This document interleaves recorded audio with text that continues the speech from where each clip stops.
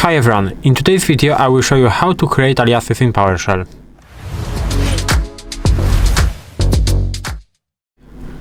So in this video you will learn how to create and manage aliases in PowerShell and when you should avoid them in favor of, for example, functions. So we will cover how to set alias, how to display all aliases from a system, how to create a temporary alias, and how to make the alias permanent in the profile file. So we can start with what is an alias. Alias is a short name for a command. So let's use the built-in alias from the PowerShell. We will use something like this. So we have command get child item, for example. This command is displaying us everything from our current directory. So in my case, in PowerShell folder, I have this file.txt. But we have the alias to this get child item in our PowerShell. It is G, C, and I.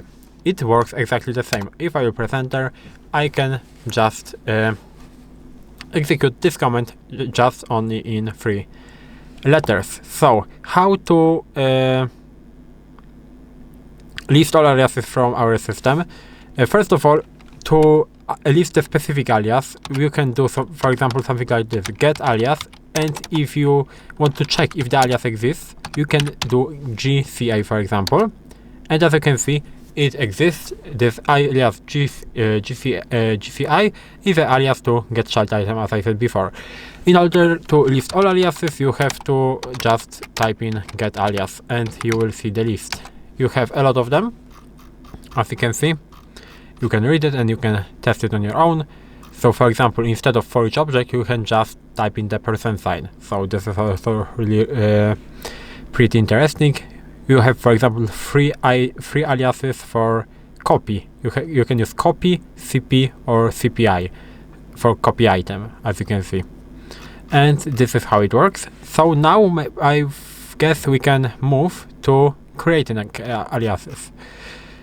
I will maybe wait a bit, because we will create the alias for get process command, but I want to see which alias is free, because if I will use set alias, it overrides existing aliases. So I want to check which is free, so I will use, I think, G and P is free. No, it is not free. So I will use G, P, and P. It will be free. So let's create an alias to get process command. Get process command by default, of course, displays for us the processes. So how to create an alias? We have to do something like this. So I will show you two ways. The first way is to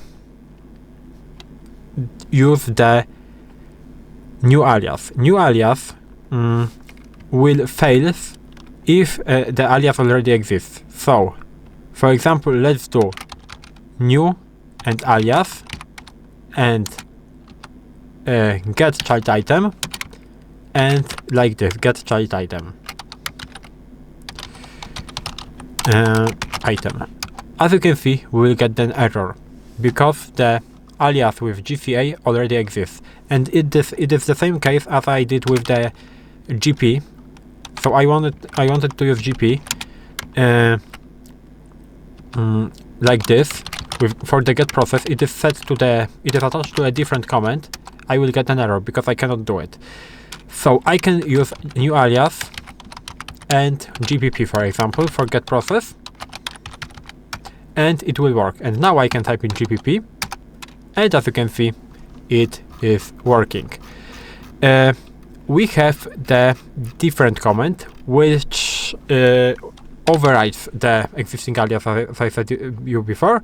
This is set alias. It works exactly the same. So I will open the new session of the terminal, because as I said, right now we are creating a temporary aliases. So GBP in that session does not work. So we can do set alias and right now GPP, for example, and get process again. So this method overrides existing aliases. So you will not get an error if you use something that already exists, so that's why I am using the different name.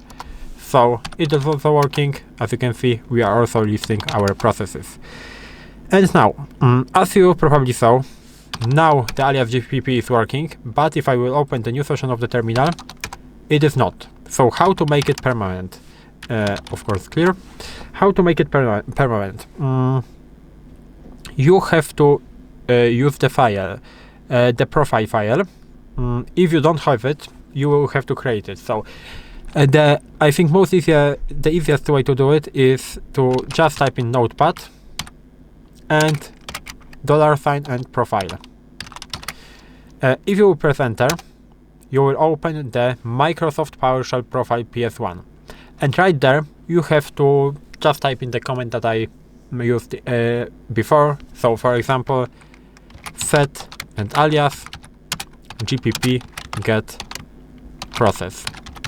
Of course, you can do it from the terminal with the set content, for example, but I am showing this in this tutorial because I think this is easier. So set alias gpp get process. Now we can save that, we can close that, and we can test if it is working. It is not. Why? Because we have to refresh the terminal, so like this, and now our GPP is working, and I can open it in the another session. As you can see, here it is also working.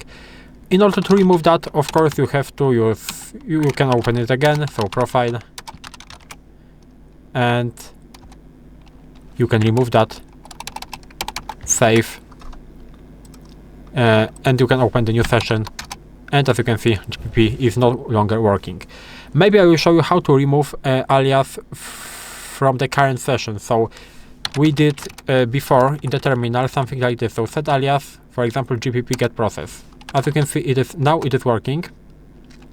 But in order to remove alias, we can do remove item, and now we have to specify the alias, and now we have to specify which alias I want to remove. So GPP in my case.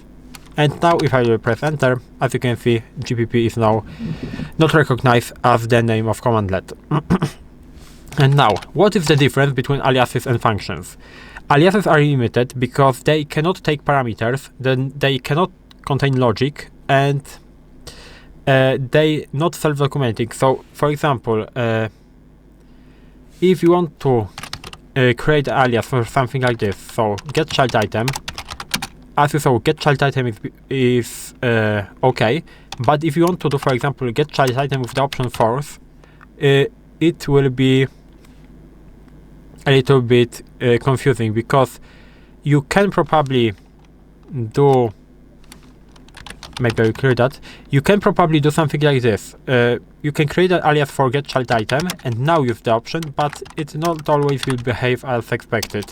So it is better to create that function. So I will show you how to create this function. So we will maybe move to the desktop and to the PowerShell folder, and now we can create the function, just ll for example, and get child item minus force, for example,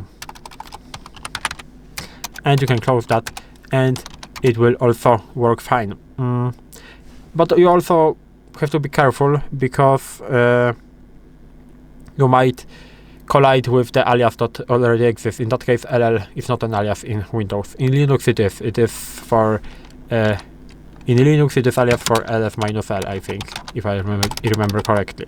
So this is what is the difference. So when to use aliases? They are good for interactive use, for the shortening the long comments, and for the quick navigation. You should avoid using aliases for scripts, production code, and shared automation.